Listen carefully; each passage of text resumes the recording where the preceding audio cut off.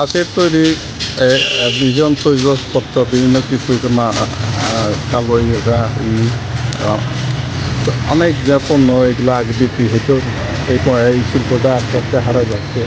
তো বাঁশের ঘর বাড়িতে যে চিনি, তারপরে এই আপনার বেড়া, এবার বিভিন্ন কিছু এগুলোতে ব্যবহার হইতো মানুষ।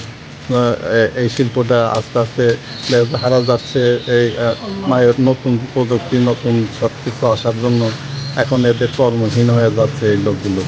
বেড়া বেলা ঘরে বেড়া দিছে, সিলিং দিছে, কাজ কাম করছে, এই বাঁশের কাম অনেক কিছু কাজে হারাইছে। আর এই কাজে থেকে এখন অনেক মনে হয় কমে গেছে। হ্যাঁ, অনেক কমে গেছে, এখন খুব কম কাজ কাম আর বেশি চলেও না, আর বেশি যে মানুষের নেওয়া টাওয়া নেয় না।